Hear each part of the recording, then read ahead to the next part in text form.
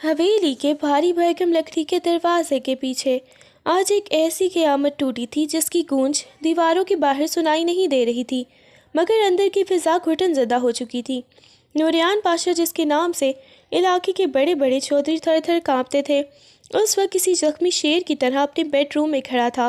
سامنے فرش پر آئمہ بکھری پڑی تھی، وہی آئمہ جو کل تک حویلی کی سب سے چلبلی اور شرارتی لڑکی تھی، جس کی ہنسی سے گھر گونجتا تھا۔ میں سچ بول رہی ہوں لالا، خدا کی قسم مجھے نہیں پتا تھا یہ بچہ کس کا ہے۔ میرے پاس کوئی مرد نہیں آیا، میں پاک صاف ہوں۔ آئمہ کی ہچکیاں بند گئی تھیں، اس کی آنکھوں کا کاجل گالوں پر بہہ کر ایک خوفناک منظر پیش کر رہا تھا۔ نوریان نے میز پر پڑی ہسپتال کی رپورٹ کو مٹھی میں بھینچ لیا۔ صبح جب آئمہ کو مسلسل الٹیاں آ رہی تھیں، وہ اسے عام کمزوری سمجھ کر ہسپتال لے گیا تھا، مگر ڈاکٹر کے ان الفاظ نے نوریان کی دنیا اجاڑ دی تھی۔ مبارک ہو، آپ کی بہن امید سے ہے۔ وہ لفظ کسی ایٹم بم کی طرح اس کی غیرت پر گرے تھے۔ نوریان جانتا تھا کہ اگر یہ خبر حویلی کے بڑوں تک پہنچی تو خاندانی غیرت کے نام پر آئمہ کو زندہ دفن کر دیا جائے گا، اس لیے وہ آنن فانن شہر کے ایک گوشے سے مولوی کا اور گواہ کو لایا، اور دنیا کی نظروں میں اپنی ساکھ بچانے کے لیے اس نے اپنی ہی چچی کی بیٹی، اپنی منہ بولی بہن آئمہ سے نکاح کر لیا، تاکہ اس گناہ کو نکاح کی چادر میں چھپایا جا سکے۔ خاموش ہو جاؤ آئمہ، اب یہ ڈرامہ بند کرو۔ نوریان کی آواز میں ایسی برفانی کاٹ تھی کہ آئمہ کا وجود لرز اٹھا۔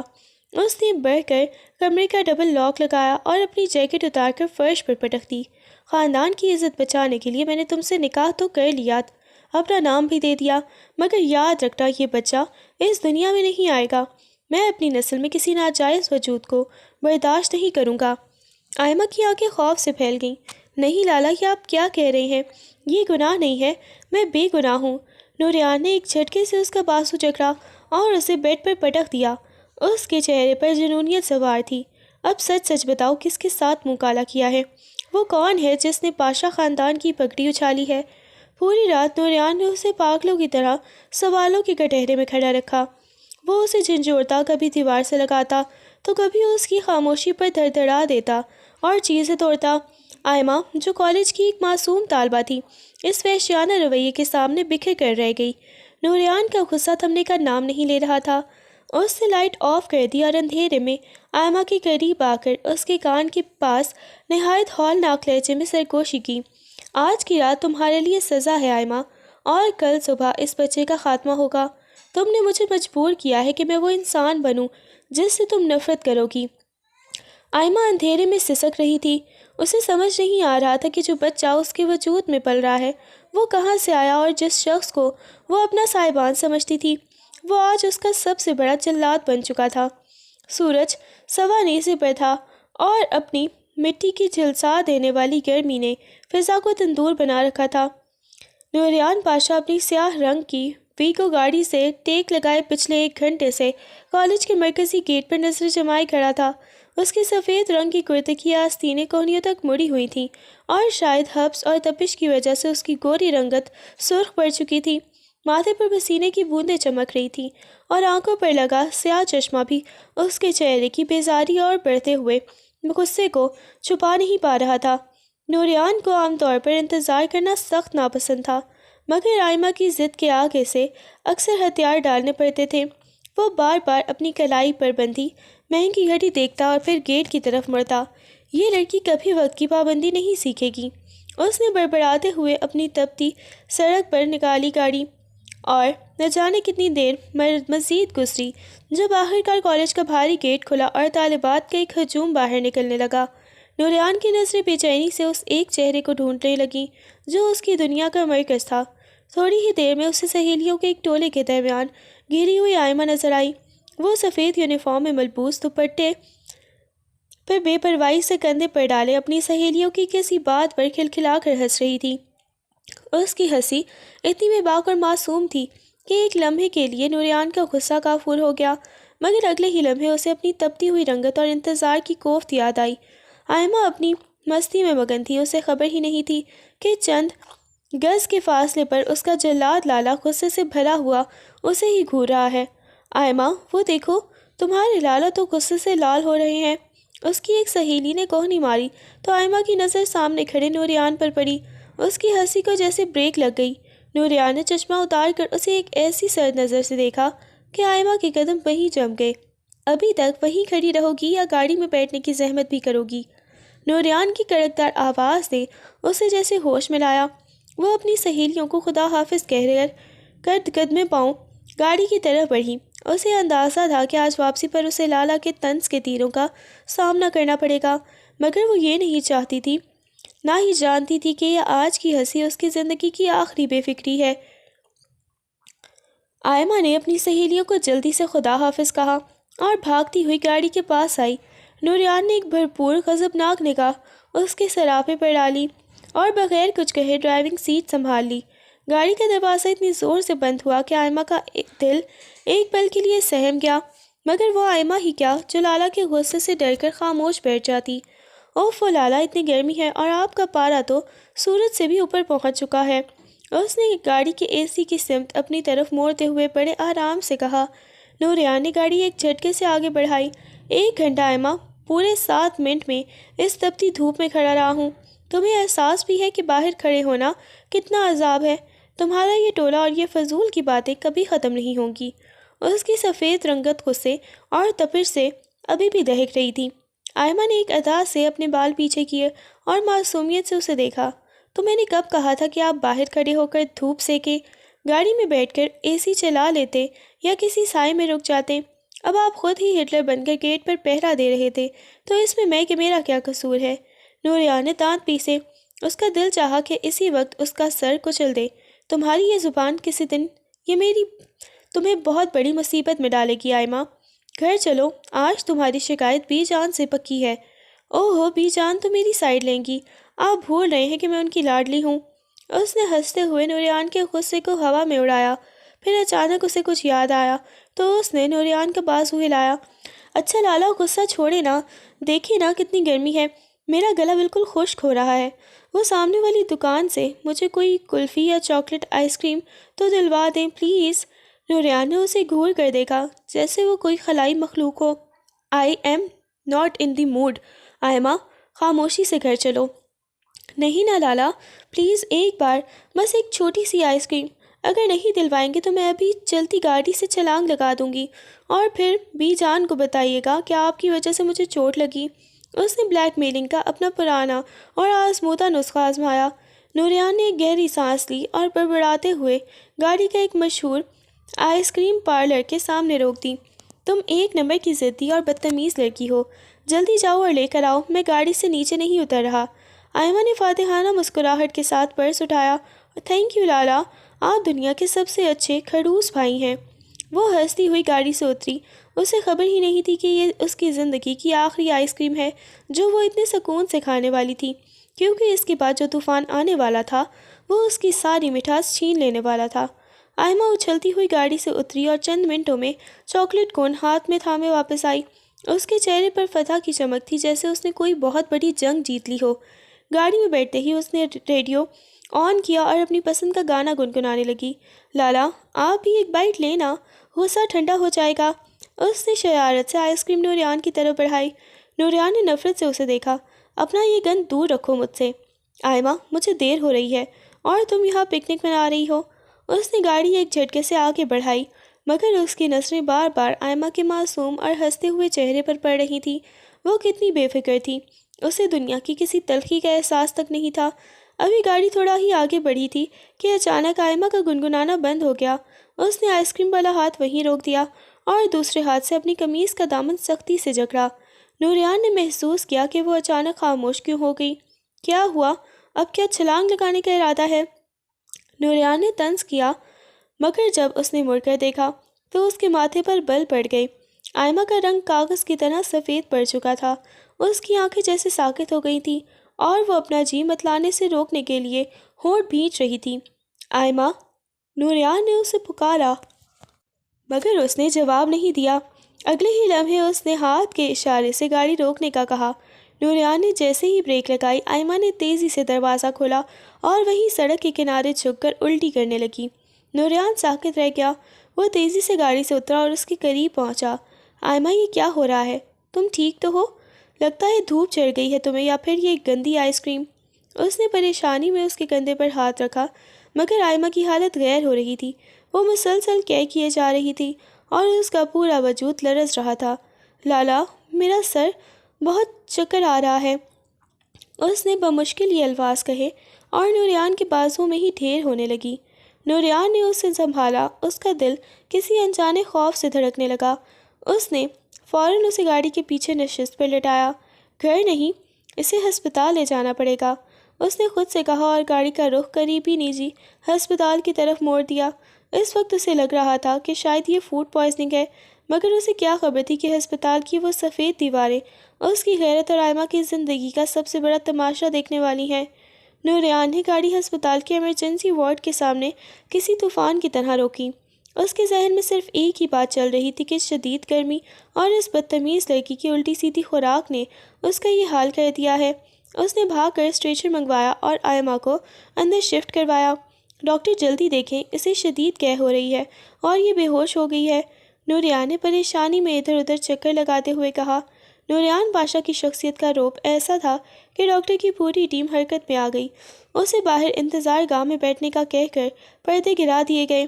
نوریان باہر بیٹھا اپنی سرخ ہوتی رنگت کو ٹیشو سے صاف کر رہا تھا۔ اس کا فون مسلسل بج رہا تھا، شاید بی جان گھر پر انتظار کر رہی تھی، مگر اس نے فون اٹھانے کی زحمت نہیں کی۔ تقریباً آدھے گھنٹے بعد لیڈی ڈاکٹر باہر نکلی۔ اس کے چہرے پر ایک عجیب سی سنجیدگی اور ہچکچاہٹ تھی۔ مسٹر نوریان پاشا، ڈاکٹر نے فائل دیکھتے ہوئے پوچھا۔ نوریان تیزی سے کھڑا ہوا۔ جی ڈاکٹر، کیا ہوا ہے اسے؟ کوئی انفیکشن ہے یا دھوپ کی وجہ سے ایسا ہوا؟ ڈاکٹر نے ایک گہری سانس لی اور اسے اپنے کیبن کی طرف اشارہ کیا۔ آپ اندر تشریف لائیں، مجھے کچھ ضروری بات کرنی ہے۔ نوریان کے ماتھے پر بل پڑ گئے، اسے یہ رویہ کچھ اچھا نہیں لگا۔ اندر پہنچتے ہی ڈاکٹر نے فائل میز پر رکھی۔ دیکھیے، ہم نے کچھ ابتدائی ٹیسٹ کیے ہیں اور علامات بہت واضح ہیں۔ آپ کی بہن بیمار نہیں ہے، بلکہ وہ امید سے ہیں۔ وہ تقریباً 2 ماہ کی حاملہ ہے۔ نوریان کو لگا جیسے زمین نے اسے نگل لیا ہو۔ اس کے کانوں میں سائیں سائیں ہونے لگی۔ کیا بکواس کہہ رہی ہیں آپ؟ میری بہن ابھی کالج میں پڑھتی ہے، اس کا نکاح تک نہیں ہوا۔ آپ کو کوئی غلط فہمی ہوئی ہے، دوبارہ چیک کریں۔ اس کی آواز کی گرج سے کیبن کی کھڑکیاں لرز اٹھیں۔ مسٹر نوریان، میڈیکل رپورٹس جھوٹ نہیں بولتی، ڈاکٹر نے سختی سے کہا۔ اگر آپ چاہیں تو الٹرا ساؤنڈ خود دیکھ سکتے ہیں۔ نوریان کے قدم لڑکھڑانے لگے۔ وہ وہیں کرسی پر ڈھیر ہو گیا۔ اس کی سفید رنگت اب غصے اور صدمے سے سیاہ پڑ رہی تھی۔ اسے وہ ہنستی مسکراتی آئمہ یاد آئی جو ابھی چند منٹ پہلے چاکلیٹ آئس کریم کے لیے ضد کر رہی تھی۔ وہ معصومیت، وہ بچپنا، کیا وہ سب ایک ڈھونگ تھا؟ وہ کسی روبوٹ کی طرح اٹھا اور آئمہ کے کمرے کی طرف بڑھا۔ آئمہ کو ہوش آ چکا تھا، وہ بیڈ پر لیٹی ابھی بھی نڈھال تھی، مگر جیسے ہی اس نے نوریان کو اندر داخل ہوتے دیکھا، اس کے چہرے کی وحشت دیکھ کر وہ سہم گئی۔ نوریان نے جا کر ایک جھٹکے سے پردہ کھینچا اور دروازہ لاک کر دیا۔ لالا، کیا ہوا؟ ڈاکٹر نے کیا کہا؟ آئمہ نے لرزتی آواز میں پوچھا۔ نوریان نے اس کا جبڑا اتنی سختی سے جکڑا کہ اس کی چیخ نکل گئی۔ سچ سچ بتاؤ آئمہ، کون ہے وہ؟ کس کے ساتھ منہ کالا کیا ہے تم نے؟ اس کی آواز میں ایسی درندگی تھی کہ آئمہ کا خون منجمد ہو گیا۔ لالا، کیا کہہ رہے ہیں آپ؟ میں نے کیا کیا ہے؟ وہ رونے لگی۔ ڈاکٹر کہتی ہیں تم حاملہ ہو۔ پاشا خاندان کی عزت کو بازار میں اچھال کر تم پوچھ رہی ہو کہ کیا کیا ہے؟ نوریان نے اسے بالوں سے پکڑ کر بیڈ سے نیچے گرانے کی کوشش کی۔ آئمہ ساکت رہ گئی۔ اسے لگا جیسے کائنات رک گئی ہو۔ نہیں، یہ جھوٹ ہے لالا، میں پاک ہوں، میرے پاس کوئی مرد نہیں آیا، خدا کی قسم مجھے نہیں پتا یہ کیا ہے۔ وہ اس کے پیروں سے لپٹ گئی، مگر نوریان کے اندر کی غیرت اب ایک جلاد بن چکی تھی۔ نوریان کے اندر کی غیرت اب ایک سلگتے ہوئے جہنم کی شکل اختیار کر چکی تھی۔ اس نے ایک وحشیانہ جھٹکے سے آئمہ کا بازو پکڑا اور اسے ہسپتال کے پچھلے دروازے سے نکال کر گاڑی کی پچھلی نشست پر پٹک دیا۔ اس کا دماغ معاف ہو چکا تھا۔ اسے سمجھ نہیں آ رہا تھا کہ وہ اس لڑکی کو گولی مار دے یا خود زہر کھا لے۔ لالا، میری بات سنیں، خدا کا واسطہ ہے، ڈاکٹر جھوٹ بول رہی ہے۔ میں کالج سے گھر اور گھر سے کالج جاتی ہوں، میرے پاس کوئی مرد نہیں آیا لالا۔ آئمہ کی ہچکیاں بند گئی تھیں۔ وہ گاڑی کے فرش پر بیٹھی نوریان کے گھٹنوں کو چھونے کی کوشش کر رہی تھی۔ نوریان نے گاڑی کا رخ شہر کی آبادی سے دور اپنے ویران فارم ہاؤس کی طرف موڑ دیا۔ اس نے گاڑی کی رفتار اتنی تیز رکھی تھی کہ ٹائر سڑک پر چیخ رہے تھے۔ خاموش ہو جاؤ آئمہ، ایک لفظ بھی اور مت بولنا ورنہ میں یہی تمہارا گلا گھونٹ دوں گا۔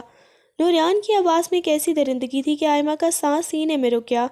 تم نے پاشا خاندان کی پگڑی اچھالی ہے، تم نے میرے مان کے ٹکڑے کیے ہیں۔ وہ ہنسی، وہ معصومیت، سب ایک ناٹک تھا۔ میں سچ بول رہی ہوں لالا، مجھے نہیں پتا یہ بچہ کس کا ہے، میں پاک ہوں، کسی نے مجھے ہاتھ تک نہیں لگایا۔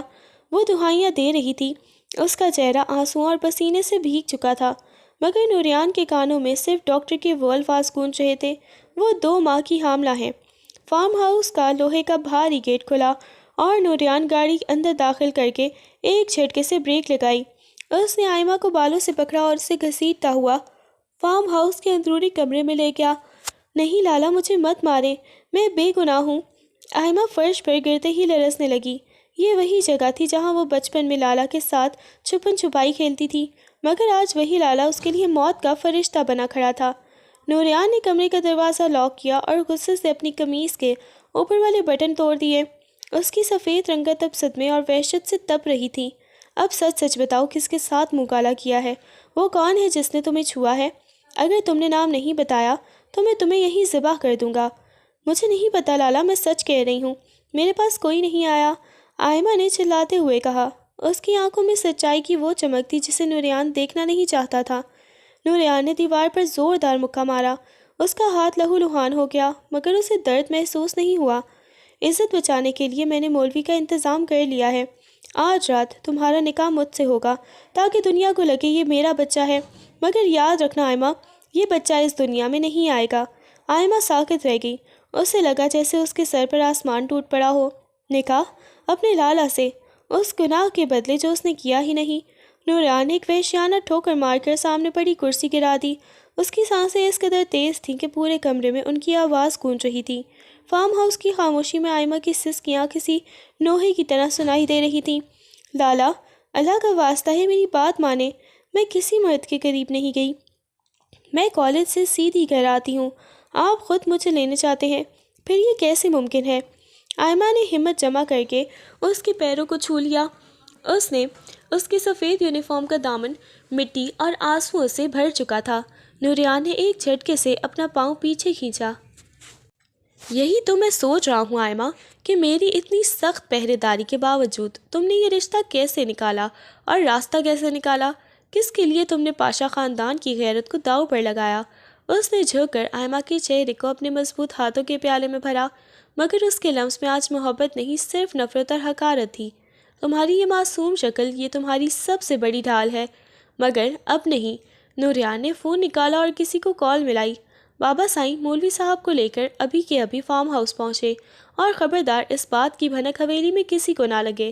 اس نے فون بند کر کے دیوار سے ٹیک لگا لی، اس کی آنکھیں اب صدمے سے سرخ انگارہ ہو رہی تھیں۔ لالا، آپ مجھ سے نکاح کریں گے؟ اپنی بہن سے؟ آئمہ کی آواز جیسے حلق میں پھنس گئی۔ تم میری بہن نہیں ہو آئمہ، تم ایک گناہ ہو، اور اس گناہ کو چھپانے کے لیے مجھے یہ زہر پینا پڑے گا۔ اگر بی جان یا حویلی کے بڑوں کو پتہ چلا تو وہ تمہیں زندہ گاڑ دیں گے، اور میں پاشا خاندان کے نام پر یہ دھبا نہیں لگنے دوں گا۔ نوریان نے دراز سے پستول نکالی اور میز پر رکھ دی۔ نکاح نامے پر دستخط کرو گی تو زندہ رہو گی، ورنہ یہ گولی تمہارے ماتھے کے پار ہوگی اور دنیا کو لگے گا کہ تم نے خودکشی کر لی۔ آئمہ ساکت رہ گئی، اسے لگ رہا تھا کہ وہ کوئی ڈراؤنا خواب دیکھ رہی ہے۔ وہ ہنستی شرارتی لڑکی جو صبح آئس کریم کے لیے ضد کر رہی تھی، اب ایک ایسی دلدل میں تھی جہاں سے نکلنے کا کوئی راستہ نہیں تھا۔ کچھ ہی دیر میں گاڑی کے رکنے کی آواز آئی۔ نوریان کا خاص ملازم ایک بارش مولوی صاحب کو لے کر اندر داخل ہوا۔ مولوی صاحب کے چہرے پر خوف تھا، وہ نوریان پاشا کے جاہ و جلال سے واقف تھے۔ نکاح پڑھائیے مولوی صاحب۔ نوریان کا لہجہ سپات تھا۔ آئمہ نے لرزتے ہاتھوں سے نکاح نامے پر دستخط کیے، اسے لگ رہا تھا کہ وہ اپنی موت کے پروانے پر دستخط کر رہی ہے۔ جیسے ہی نکاح مکمل ہوا، نوریان نے مولوی صاحب کو رخصت کیا اور کمرے کا دروازہ پھر سے لاک کر دیا۔ وہ دھیرے دھیرے آئمہ کی طرف بڑھا، اس کے چہرے پر ایک ایسی مسکراہٹ تھی جو کسی بھی خوفناک چیخ سے زیادہ ہولناک تھی۔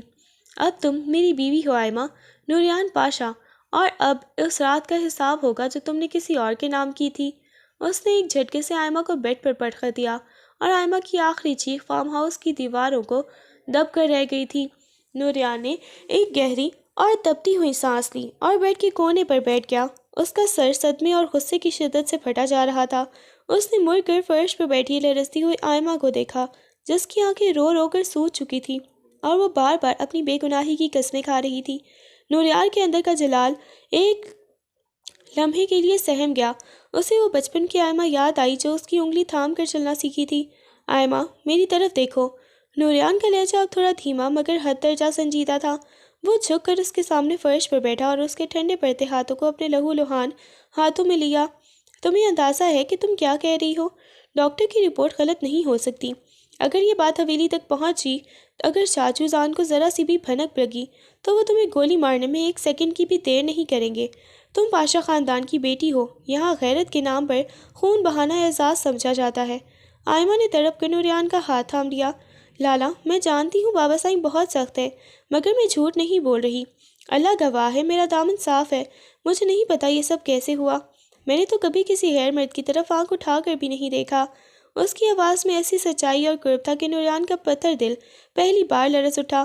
نوریان نے اس کے چہرے کو غور سے دیکھا۔ کیا یہ ممکن تھا کہ کوئی اسے پھنسا رہا ہو؟ کیا کالج میں کسی نے اس کے ساتھ کوئی گھناؤنی حرکت کی تھی جس کا اسے علم ہی نہیں ہوا؟ اس کا غصہ اب ایک گہری سوچ میں بدلنے لگا۔ آئمہ، یاد کرو، کیا کالج میں کبھی تمہاری طبیعت خراب ہوئی؟ کبھی کسی نے تمہیں کچھ بلایا ہو یا تم بے ہوش ہوئی ہو؟ کچھ بھی ایسا جو بھی تمہیں یاد ہو؟ اس نے اب ایک ہمدرد اور محافظ کی طرح پوچھنا شروع کیا۔ آئمہ نے آنکھیں بند کر کے یاد کرنے کی کوشش کی۔ اس کا پورا وجود کانپ رہا تھا۔ لالا، ایک بار فنکشن والے دن مجھے بہت سر درد ہوا تھا۔ میری ایک سہیلی نے مجھے جوس پلایا تھا اور اس کے بعد مجھے کچھ یاد نہیں کہ میں کتنی دیر کلاس روم میں سوتی رہی، مگر مجھے لگا وہ صرف تھکن تھی۔ نوریان کی آنکھوں میں ایک دم خطرناک چمک ابھری۔ اس کے جبڑے سختی سے بھیج گئے۔ جوس؟ کون سی سہیلی؟ اس نے محسوس کیا کہ دال میں کچھ کالا نہیں بلکہ پوری دال ہی کالی ہے۔ اس نے آئمہ کو سہارا دے کر بیڈ پر بٹھایا اور اس کے سر پر ہاتھ رکھا۔ اگر کسی نے تمہارے ساتھ یہ کھیل کھیلا ہے تو میں اسے عبرت کا نشان بنا دوں گا، مگر اب تم میری بیوی ہو آئمہ۔ اس نکاح کی لاج میں رکھوں گا چاہے مجھے پوری حویلی سے لڑنا پڑے۔ وہ تھوڑا نرم پڑا تو آئمہ نے اس کے سینے سے سر لگا دیا اور پھوٹ پھوٹ کر رونے لگی۔ نوریان نے اسے اپنے مضبوط حصار میں لے لیا، مگر اس کی نظریں سامنے دیوار پر جمی ہوئی تھیں۔ وہ اب اس شک کی کڑی کو جوڑنے کا عزم کر چکا تھا، مگر اسے یہ بھی معلوم تھا کہ حویلی واپسی پر چاچو جان کی عقابی نظروں سے اس راز کو چھپانا آگ کے دریا کو پار کرنے جیسا ہوگا۔ نوریان کو فارم ہاؤس سے حویلی تک کا سفر خاموشی میں طے کرنا پڑا، مگر اس خاموشی میں تلاطم خیز طوفان چھپے تھے۔ گاڑی جیسے ہی حویلی کی باہری بھرکم آہنی گیٹ سے اندر داخل ہوئی، آئمہ کے دل کی دھڑکنیں اس کے حلق میں آ گئیں۔ اسے لگ رہا تھا کہ وہ دیواریں اسے نگلنے کے لیے تیار کھڑی ہیں۔ اپنے آنسو پوچھ لو آئمہ، اور یاد رکھنا اب تم اس گھر کی بیٹی نہیں، نوریان پاشا کی بیوی ہو۔ تمہارا سر جھکا تو میرا غرور خاک میں مل جائے گا۔ نوریان نے گاڑی روکتے ہوئے سرد لہجے میں اسے تائید کی، مگر اس کی اپنی مٹھیاں سختی سے بھینچی ہوئی تھیں۔ وہ دونوں جیسے ہی بڑے ہال میں داخل ہوئے، سامنے ہی صوفے پر چاچو جان آئمہ کے والد شاہ نواز پاشا اپنی مخصوص جاہ و جلال والی نشست سنبھالے بیٹھے تھے۔ ان کے ہاتھ میں موجود تسبیح کے دانے رک گئے اور عقابی نظریں ان دونوں کے چہرے پر آ ٹھہریں۔ بی جان بھی وہی موجود تھی۔ ان کے چہرے پر فکر کے بادل تھے۔ کون سا وقت ہے یہ گھر آنے کا نوریان؟ اور آئمہ کی یہ حالت کیوں ہے؟ شاہ نواز پاشا کی کڑک دار آواز ہال میں گونجی۔ نوریان نے گہری سانس لی اور آئمہ کا ہاتھ مضبوطی سے تھام کر اسے اپنے پہلو میں کر لیا۔ یہ لمس آئمہ کے لیے واحد سہارا تھا، ورنہ وہ تو خوف سے وہیں ڈھیر ہو جاتی۔ چاچو جان، میں نے آئمہ سے نکاح کر لیا ہے۔ نوریان کا لہجہ سپاٹ تھا، جیسے وہ موسم کا حال سنا رہا ہو۔ ایک لمحے کے لیے پورے ہال میں موت جیسی خاموشی چھا گئی۔ شاہ نواز پاشا کے ہاتھ سے تسبیح چھوٹ کر فرش پر گری۔ وہ آہستہ سے اٹھے، ان کا چہرہ غصے سے تمتما اٹھا اور آنکھیں خون آلود ہو گئیں۔ کیا کہا تم نے؟ وہ دھاڑے اور ایک پل ضائع کیے بغیر نوریان کی طرف بڑھے۔ تمہاری ہمت کیسے ہوئی میری بیٹی پر ہاتھ ڈالنے کی؟ وہ تمہاری بہنوں کی جگہ تھی اور تم نے اس پاک رشتے کو پامال کر دیا۔ شاہ نواز پاشا نے نوریان کا گریبان جکڑ لیا، مگر نوریان کی نظریں نہیں جھکیں۔ وہ میری چچا زاد ہے، اسلام میں اس سے نکاح جائز ہے۔ میں اسے پسند کرتا تھا اور میں نہیں چاہتا تھا کہ کوئی اور اسے مجھ سے چھین لے، اس لیے میں اسے شہر لے گیا اور خاموشی سے نکاح کر لیا۔ خاموش ہو جاؤ بدبخت! شاہ نواز پاشا نے نوریان کے چہرے پر ایک زوردار تھپڑ دے مارا۔ تم نے پاشا خاندان کی روایت کا جنازہ نکال دیا ہے، اپنی مرضی سے نکاح، وہ بھی اس بچی سے جو ابھی کالج جاتی ہے۔ انہوں نے مڑ کر سسکتی ہوئی آئمہ کو دیکھا۔ اور تو نے اپنے باپ کی پگڑی مٹی میں ملا دی۔ نکل جاؤ میرے گھر سے، تم دونوں میرے لیے مر چکے ہو۔ بی جان نے بیچ بچاؤ کی کوشش کی۔ شاہ نواز ٹھنڈے ہو جاؤ، اب نکاح ہو گیا ہے تو اسے قبول کرنا پڑے گا۔ مگر شاہ نواز پاشا نے ہاتھ کے اشارے سے انہیں روک دیا۔ نہیں، اس حویلی میں اب ان کے لیے کوئی جگہ نہیں۔ نوریان، اگر تم نے اسے اپنایا ہے تو اب اس کا بوجھ بھی خود اٹھاؤ، مگر یاد رکھنا اگر مجھے کبھی پتہ چلا کہ اس نکاح کے پیچھے کوئی اور کالی کہانی ہے تو میں تم دونوں کو اپنے ہاتھوں سے قتل کر دوں گا۔ نوریان نے زخمی نظروں سے اپنے چچا کو دیکھا، پھر آئمہ کو سہارا دے کر سیڑھیوں کی طرف بڑھ گیا۔ وہ جانتا تھا کہ اس نے ایک آگ کے دریا میں چھلانگ لگا دی ہے اور اب اسے اس آگ سے آئمہ کو بھی بچانا تھا اور اس راز کو بھی جو کسی بم کی طرح ان کے درمیان پھٹنے والا تھا۔ حویلی کے ہال میں جیسے قیامت ہی ٹوٹ پڑی تھی۔ شاہ نواز پاشا کے غصے کی لہریں ابھی تھمی نہیں تھی کہ نوریان کا باپ افضل پاشا جو اب تک ضبط کیے کھڑا تھا، دھاڑتا ہوا آگے بڑھا۔ تمہاری ہمت کیسے ہوئی نوریان؟ یہ کیسا نکاح ہے جو تم نے چھپ کر کیا؟ افضل پاشا کی آواز میں لرزہ تھا۔ اسی دوران حویلی کی پرانی ملازمہ رحمت بی بی جو آئمہ کا سامان سمیٹنے اوپر گئی تھی، بھاگتی ہوئی نیچے آئیں۔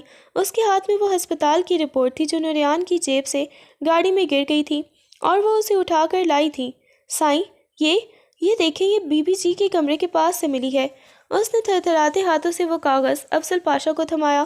افضل پاشا نے جیسے ہی رپورٹ پر نظر ڈالی، ان کی آنکھیں حیرت اور غصے سے پھیل گئیں۔ حاملہ 2 ماہ! ان کے منہ سے نکلا یہ لفظ پورے ہال میں کسی دھماکے کی طرح گونجا۔ شاہ نواز پاشا کے تن بدن میں آگ لگ گئی۔ کیا؟ وہ ایک جھٹکے سے آگے بڑھے اور رپورٹ چھین لی۔ نوریان، یہ کیا گندگی ہے؟ ابھی تم کہہ رہے کہ تم نے آج نکاح کیا ہے، اور یہ رپورٹ؟ افضل پاشا نے پلٹ کر نوریان کے چہرے پر ایک زوردار تھپڑ دے مارا۔ نوریان کا سر ایک طرف جھک گیا، مگر اس نے اف تک نہ کی۔ بول کتے، کیا تو نے نکاح سے پہلے ہی اس پر ہاتھ لگایا تھا؟ کیا تو اتنا گر گیا تھا کہ اپنی ہی چچا زاد کی عزت پامال کر دی؟ نوریان خاموش کھڑا رہا۔ اس کے ماتھے کی رگیں تن گئی تھیں، ہاتھ مٹھیوں میں بھینچے ہوئے تھے مگر لبوں پر تالا تھا۔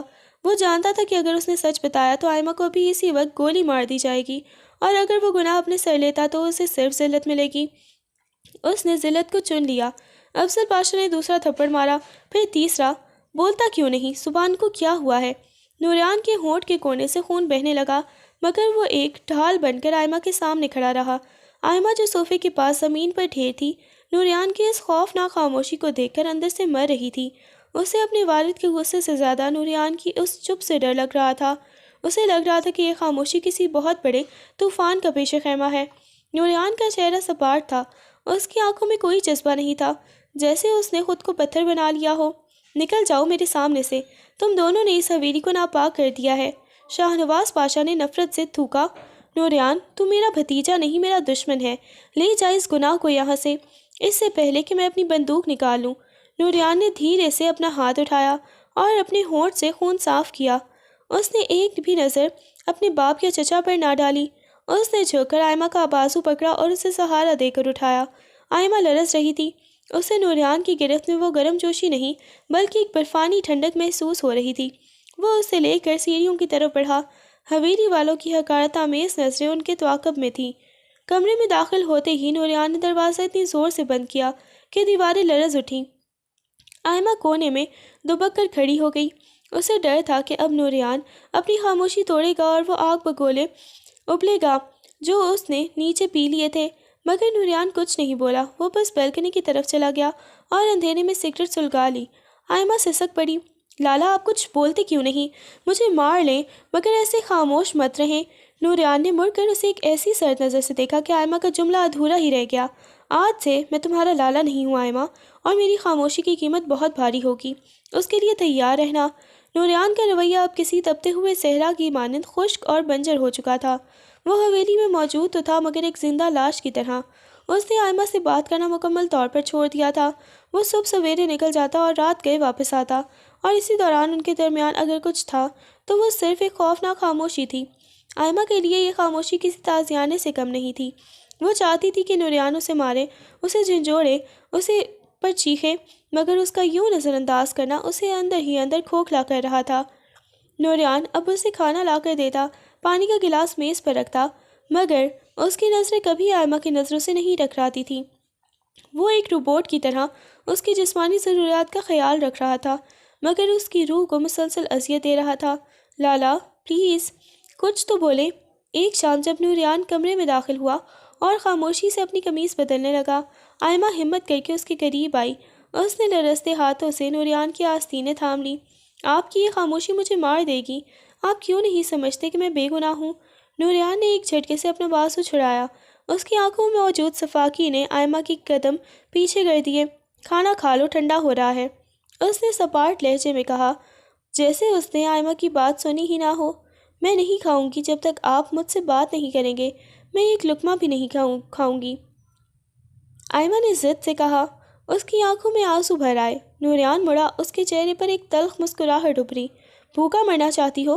شوق سے مرو، مگر یاد رکھنا تم اکیلی نہیں ہو، تمہارے اندر وہ گناہ بھی ہے جس کی وجہ سے میں نے اپنے باپ کے تھپڑ کھائے اور اپنی غیرت کا سودا کیا۔ اسے زندہ رکھنا اب تمہاری ذمہ داری ہے، کیونکہ میں نے اس کا بوجھ اٹھانے کا وعدہ کیا ہے۔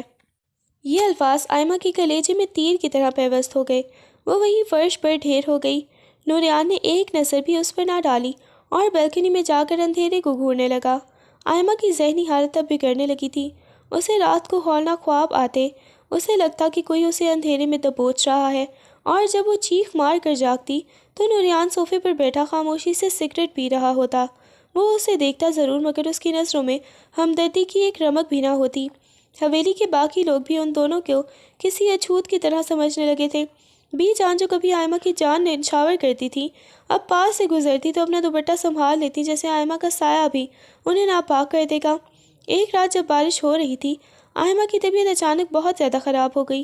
اسے شدید چکر آئے اور وہ بیڈ سے گر گئی۔ نوریان بھاگ کر اس کے پاس آیا۔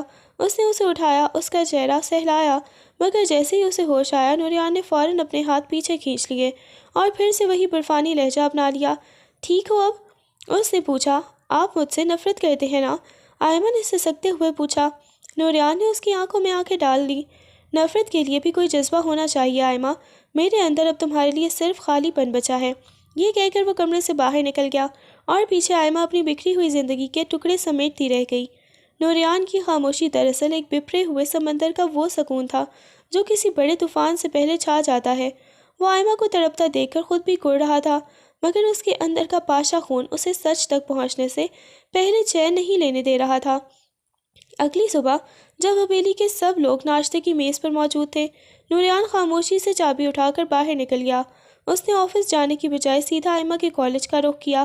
اس کے ذہن میں صرف ایک ہی نام گونج رہا تھا، زویا، وہی سہیلی جس نے اس دن آئمہ کو وہ جوس پلایا تھا۔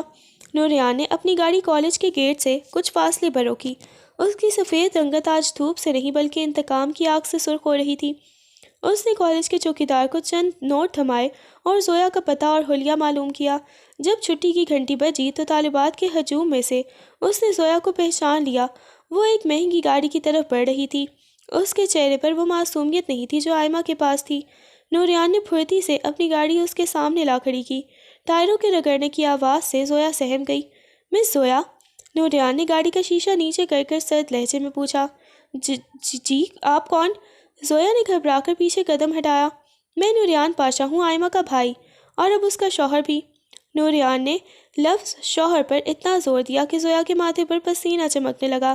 مجھے تم سے اس دن کے بارے میں کچھ پوچھنا ہے جب آئمہ کی طبیعت خراب ہوتی تھی۔ زویا کا رنگ اڑ گیا۔ مجھے کچھ نہیں پتا، وہ تو بس تھک گئی تھی، میں نے تو اسے صرف جوس دیا تھا۔ نوریان نے گاڑی سے اتر کر اس کے قریب ایک قدم بڑھایا۔ اس کا قد اور روب زویا کو دبانے کے لیے کافی تھا۔ جوس میں کیا تھا زویا؟ اور وہ جوس تمہیں کس نے دیا تھا؟ دیکھو، اگر تم نے ابھی سچ نہیں بتایا تو میں پولیس کو بلانے میں دیر نہیں کروں گا، اور پاشا خاندان کی دشمنی تو افورڈ تم کر ہی نہیں سکو گی۔ زویا لرزنے لگی، اس کی نظریں ادھر ادھر بھٹکنے لگی۔ وہ فارس تھا، کالج کے باہر والا فارس۔ اس نے مجھ سے کہا تھا کہ وہ آئمہ کو پسند کرتا ہے اور صرف اس سے بات کرنا چاہتا ہے۔ اس نے مجھے پیسے دیے تھے کہ میں اسے وہ جوس پلا دوں تاکہ وہ تھوڑی دیر کے لیے سو جائے۔ مجھے قسم ہے لالا، مجھے نہیں پتا تھا کہ وہ ایسا کچھ کرے گا۔ نوریان کے کانوں میں جیسے پگھلا ہوا سیسا انڈیل دیا گیا ہو۔ فارس شہر کا ایک بدنام سیاست دان کا بگڑا ہوا بیٹا، جس کی ہمت کیسے ہوئی کہ وہ پاشا خاندان کی عزت کی طرف میلی آنکھ سے دیکھے۔ نوریان نے زویا کا بازو سختی سے جھٹکا۔ فارس کہاں ملے گا؟ اس کی آواز میں اب موت جیسی سنگینی تھی۔ زویا نے روتے ہوئے ایک کلب کا پتہ بتایا۔ نوریان نے اسے وہیں چھوڑا اور گاڑی کو ریورس کر کے کسی وحشی کی طرح سڑک پر دوڑا دیا۔ اس کا دماغ اب ایک ہی نقشہ بنا رہا تھا، اس درندے کا انجام۔ دوسری طرف حویلی میں آئمہ کمرے کی کھڑکی سے نوریان کی واپسی کا انتظار کر رہی تھی۔ اسے خبر نہیں تھی کہ نوریان اس کی بے گناہی کا ثبوت ڈھونڈ چکا ہے، مگر اس ثبوت کی قیمت اب کسی کے خون سے ادا ہونی تھی۔ نوریان کے ذہن میں فارس کا نام کسی گرم لوہے کی طرح چبھ رہا تھا، مگر اسے اچانک ایک انجانی سی گھبراہٹ نے گھیر لیا۔ اس کا دل تیزی سے دھڑکنے لگا، جیسے حویلی میں کچھ بہت غلط ہو چکا ہو۔ اس نے گاڑی کا رخ کلب کی بجائے واپس گھر کی طرف موڑ دیا۔ اس کے اندر کا انتقام ایک لمحے کے لیے سہم گیا اور آئمہ کا خیال غالب آ گیا۔ جیسے ہی نوریان نے حویلی کے بڑے پھاٹک کے سامنے گاڑی روکی، اس کی نظریں جم گئیں۔ حویلی کا بھاری لکڑی کا دروازہ بند تھا، مگر اس کے سامنے سیڑھیوں پر ایک سفید ہیولا گرا ہوا تھا۔ آئمہ! نوریان کے حلق سے ایک لرزتی ہوئی چیخ نکلی۔ وہ گاڑی سے چھلانگ لگا کر باہر نکلا۔ آئمہ بے ہوش پڑی تھی، اس کا رنگ سگے مرمر کی طرح سخت سیڑھی پر تھا، اور اس کا وہ سفید یونیفارم جسے وہ صبح سے پہنے ہوئے تھی اب گرد آلود ہو چکا تھا۔ اس کے پاس ہی ایک چھوٹا سا بیگ پھینکا ہوا تھا، جیسے اسے دھکے دے کر نکالا گیا ہو۔ نوریان نے تڑپ کر اسے اپنی گود میں اٹھایا۔ اس کا چہرہ زرد تھا اور سانسیں اکھڑی ہوئی تھیں۔ آئمہ آنکھیں کھولو، دیکھو میں آ گیا ہوں۔ اس نے اس کے چہرے کو تھپتھپایا، مگر وہ ساکت تھی۔ نوریان کا غصہ اب ایک شعلے کی طرح بھڑک اٹھا جو پورے پاشا خاندان کو جلا کر راکھ کر سکتا تھا۔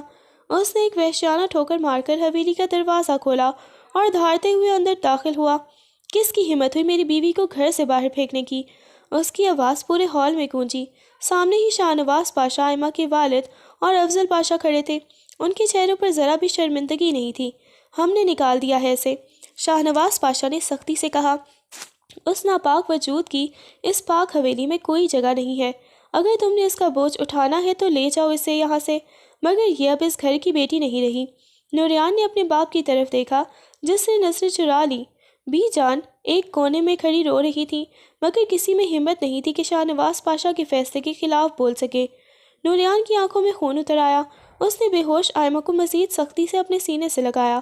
ٹھیک ہے، اگر آپ کو اپنی جھوٹی غیرت اتنی ہی پیاری ہے تو آج سے نوریان پاشا بھی آپ کے لیے مر گیا۔ یاد رکھیے گا چاچو جان، آج آپ نے اپنی بیٹی کو نہیں بلکہ اپنی نسل کی محافظ کو دھوکہ دیا ہے اور کھو دیا ہے۔ اس نے ایک لمحہ بھی ضائع نہیں کیا اور مڑ کر باہر کی طرف بڑھ گیا۔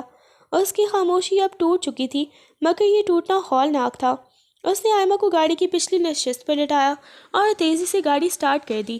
اس کا ذہن اب ایک ہی طرف جا رہا تھا۔ اس نے آئمہ کو اس حال میں پہنچانے والے ہر شخص سے حساب لینا تھا۔ بے ہوش آئمہ کو سر نوریان کے بازو پر ڈھلک گیا اور نوریان نے گاڑی کی طرف رفتار بڑھاتے ہوئے اپنے آنسوں کو ضبط کیا۔ میں تمہیں مرنے نہیں دوں گا آئمہ، اور نہ ہی اسے چھوڑوں گا جس نے تمہارے ساتھ یہ سب کیا۔ اس نے گاڑی کے شیشے میں اپنی سرخ آنکھیں دیکھیں جن میں اب صرف اور صرف تباہی کا عکس تھا۔ نوریان نے حویلی کی حدود سے گاڑی ایسے نکالی جیسے کسی قید خانے سے فرار ہو رہا ہو۔ اس کا رخ شہر کے ایک پوش علاقے میں موجود اپنے اس فلیٹ کی طرف تھا جس کا علم حویلی میں کسی کو نہیں تھا۔ راستے بھر وہ بار بار پیچھے مڑ کر آئمہ کو دیکھتا جو بے ہوشی میں بھی سسک رہی تھی۔ فلیٹ کے پارکنگ ایریا میں گاڑی روک کر اس نے آئمہ کو اپنی مضبوط باہوں میں اٹھایا۔ لفٹ سے ہوتے ہوئے وہ اپنے فلور پر پہنچا اور کانپتے ہاتھوں سے دروازہ کھولا۔ فلیٹ میں گھپ اندھیرا اور خاموشی تھی جو اس وقت نوریان کے اندرونی خلفشار کی عکاسی کر رہی تھی۔ اس نے آئمہ کو بیڈ روم کے نرم بستر پر لٹایا اور جلدی سے کچن سے پانی لا کر اس کے منہ پر چھینٹے مارے۔ آئمہ ہوش میں آؤ، دیکھو کوئی نہیں ہے یہاں۔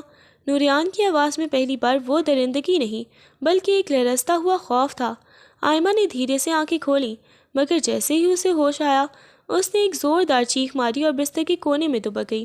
نہیں، مجھے مت ماریں بابا سائیں، لالا مجھے بچا لیں۔ وہ اپنے دونوں ہاتھوں سے اپنے سر کو ڈھانپ کر بری طرح کانپنے لگی۔ اس کی آنکھوں میں وہ وحشت تھی جو تب پیدا ہوتی ہے جب اپنے ہی گھر والے دشمن بن جائیں۔ نوریان نے اسے تھامنے کے لیے ہاتھ بڑھایا، مگر آئمہ مزید پیچھے ہٹ گئی۔ دور رہے مجھ سے، آپ ہی مجھے مارنے آئے ہیں۔ میں نے کچھ نہیں کیا لالا، خدا کی قسم میں نے کچھ نہیں کیا۔ وہ ہذیانی انداز میں بول رہی تھی، اس کا پورا وجود لرز رہا تھا۔ نوریان کا دل کٹ کر رہ گیا۔ وہ فرش پر اس کے سامنے گھٹنوں کے بل بیٹھ گیا۔ آئمہ میری طرف دیکھو، ہم حویلی میں نہیں ہیں، یہ میرا فلیٹ ہے، یہاں کوئی نہیں آئے گا، کوئی تمہیں ہاتھ بھی نہیں لگائے گا۔ اس نے نہایت ہی نرمی سے کہا۔ مگر آئمہ کی سسکیاں تھمنے کا نام نہیں لے رہی تھیں۔